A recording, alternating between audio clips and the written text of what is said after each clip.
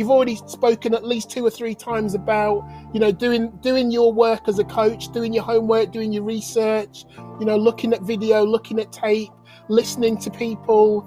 I wanted to ask, because I'm a big reader, I love reading books, and there's a really popular book, The 7 Habits of Successful or Effective People, and one of the tenets in that book is about sharpening your sword. So, as a coach, we're always trying to hold our players to account. Are you going away and doing the work? What are you doing in the off season? Are you getting your shots up? Are you taking care of yourself? Are you getting enough sleep, eating the right foods? As a coach, how do you sharpen your sword during the season and in the off season? Yeah, I think that's where they're all linked, because the accountability thing, as a coach, when we went from Division 2 to Division 1, I found it easier because the level improved, and therefore scouting improved, and therefore specific game plans improved, which you were going into games and we were prepared. We had specific game plans, and I would say the majority of the time I got them right. Sometimes maybe I didn't get the game plan right, and the players maybe hold me to account. In terms of I guess my development and how you do that in season, it is tough. I talk a lot about kind of being out on an island, like being in a silo. I think a lot of us as coaches, like we are, and I got my last couple of years Northumbria, get into the habit of practice nights on the drive home. And I know it's strange, but you'd ring other coaches who were going through the same thing. So I'd be on the phone to Matt Shaw at Derby. I'd be on the phone to Chris Mellor at Bradford.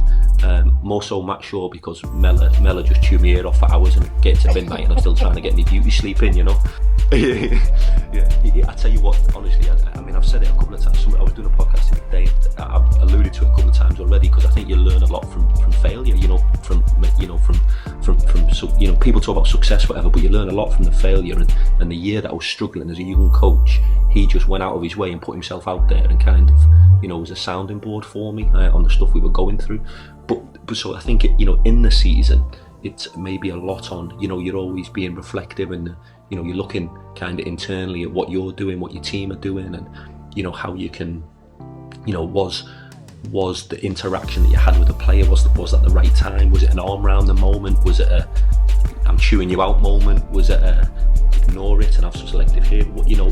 And then tactically, is that the right thing to do? And so in the season, a lot of it for me is about that reflective practice in every moment, and I get relentless with it to the point where probably I reflect too much, and maybe sometimes to my detriment. And I've thought that in the past, where sometimes it's just about sticking with it and going with it.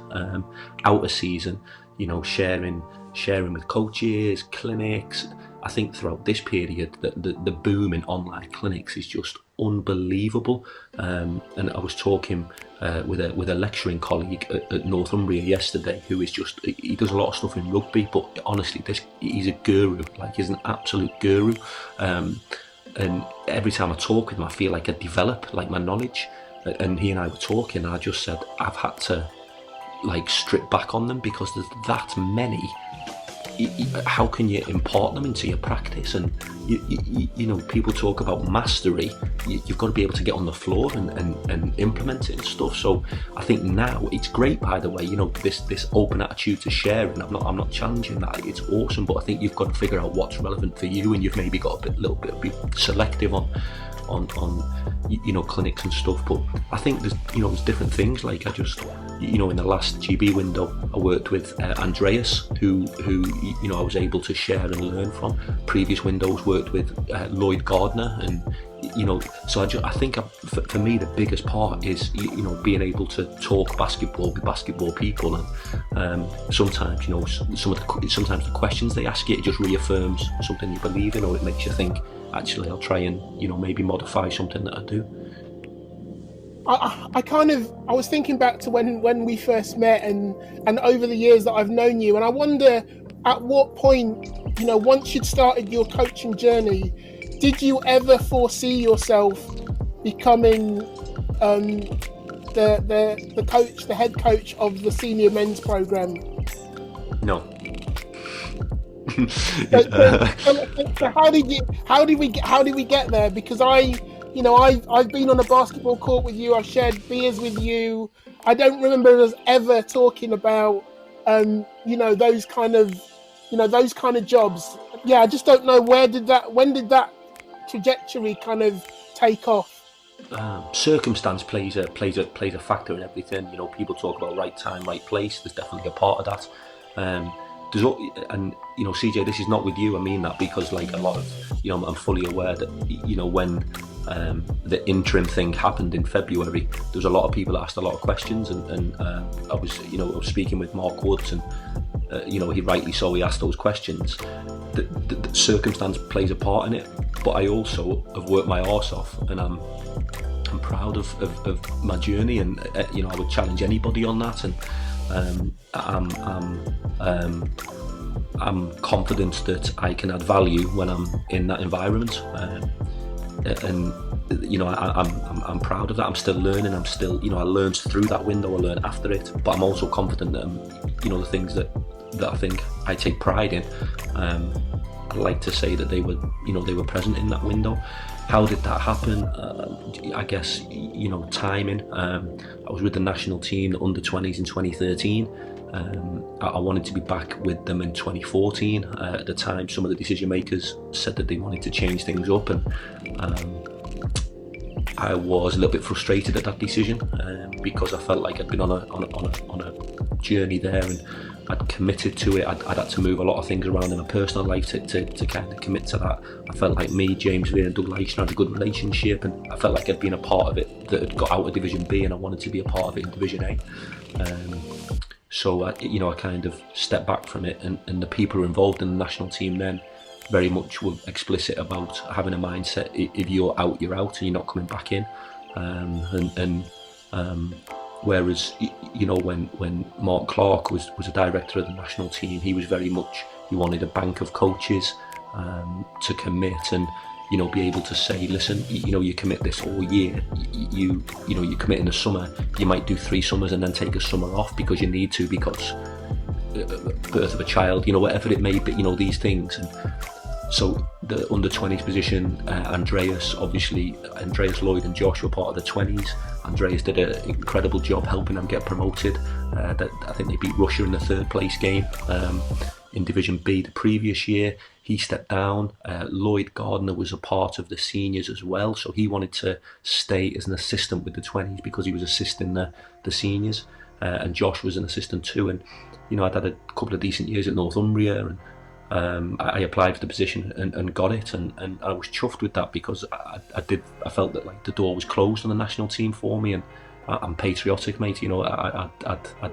I love representing my country. I'm emotional, and the guys know that, and the guys take the mick out of me a little bit, but like I love representing my country. And I thought that the team had decent under-20s. Again, I learned a lot from it, and I think that maybe implementing that for another year would have been great, but by circumstance, one of the assistants on the seniors wasn't able to be there at the window. They asked me, I was maybe the natural person because I was the under-20s head coach previously, so they asked me to come and be involved, and then I've just kind of stayed around, and they can't get rid of me after that. So, and then maybe the situation with Nate, he obviously wasn't available to be the window, so it was just kind of, they asked me would I do it on an interim basis, and I wanted to talk with a couple of the players first, a couple of the senior guys, and they said, we're with you, and we'll make sure that we reinforce what it takes. These guys are pros, they've been around long enough, they know kind of what to do. So, but yeah, it was an incredible moment. Fantastic, and congratulations. We don't often. I probably did send you a congratulations on social media, but there'll be thousands. You'll still be scrolling through, and I know you'll be committing to responding to every single one of those people that's thanked you, but that might take you a little while. Yeah, I'm not much of a social media guy. I've got a Twitter, and I like being on Twitter for sharing stuff. But yeah, I'm not much of a social media guy. It's all good. So, given those years, and I think it's really useful for people to understand that it didn't happen overnight. It wasn't really just about being in the right place at the right time. And obviously, in every opportunity in life, that does play a little part. You've got to be in it to win it. But equally, people probably don't know the journey that you've taken and the work that you've put in and the commitment and the sacrifice that is required to continue coaching basketball pretty much at any level in the UK, but particularly if you want to be, working at, Division 1, if you want to work in national teams, if you're on that kind of performance pathway, it's incredibly difficult to make that sacrifice year in, year out. Given that, as far as I'm aware, the money still isn't amazing kind of at any level in the UK. So, absolute kudos to you and respect to you for kind of just sticking it out and still being there. Given the opportunity that you've just created for yourself, and that you did a great job at the Europeans recently, what made you take, and this isn't a slight to Teeside because I don't want anybody to think that that's not a great job, but I think there'll be a lot of people looking at that opportunity and saying, well, Marc could have gone to Europe, or he could be in the BBL right now, and isn't that what we want from our kind of senior men's coach? But you've taken a decision to join Teeside, a growing club, an exciting opportunity. Tell me what went into making that decision.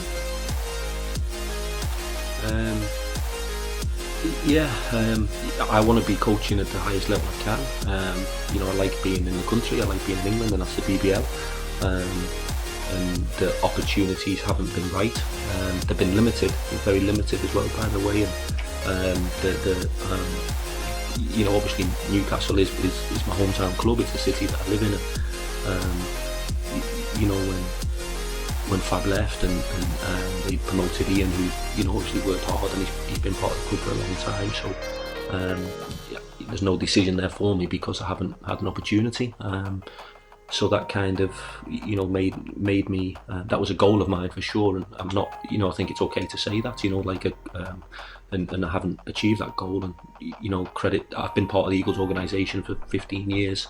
So they don't have to justify any decision that they make. And like I say, Ian's been a part of that programme for a long time. So credit to to Paul and Ian, and they'll crack on with things.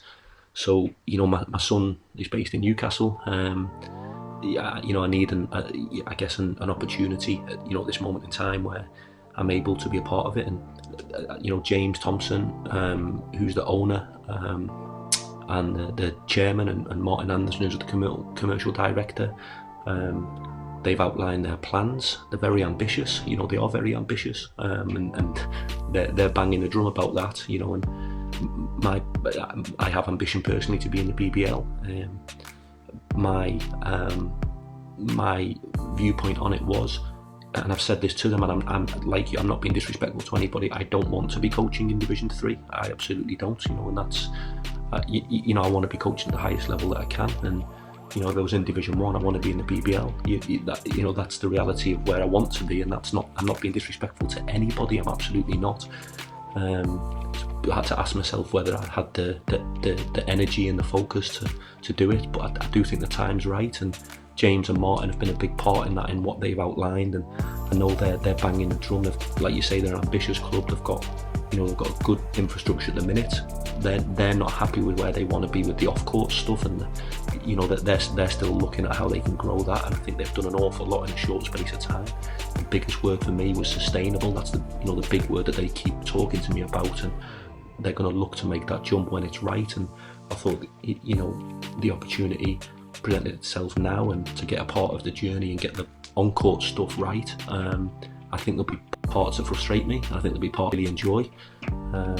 I think to be part of that journey with those guys now, and hopefully see that through as high as we can, I think is the reason why ultimately I've been out the National League for a few years.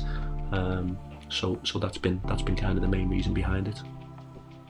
Excellent. Well, look, I applaud you. I think, you know, in the end, you've got to make decisions that are right for you, and that you know, allow you to kind of express your passion, your ambition. Clearly, that hasn't changed. And I wish you every success there, and I wish Teeside every success until, of course, they come against us, and then that'll be a slightly different, a different proposition.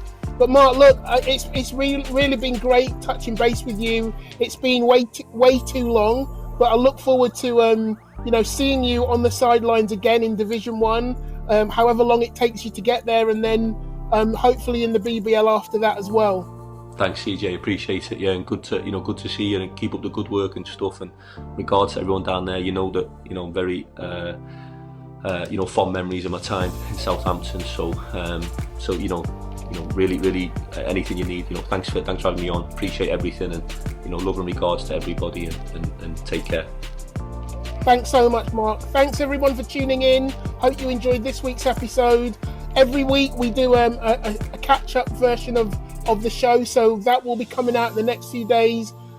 Have a good night. Stay safe, everyone. Whatever the government says, this thing isn't over. Let's keep being strict with ourselves and respect everyone around us. All right, guys, bye.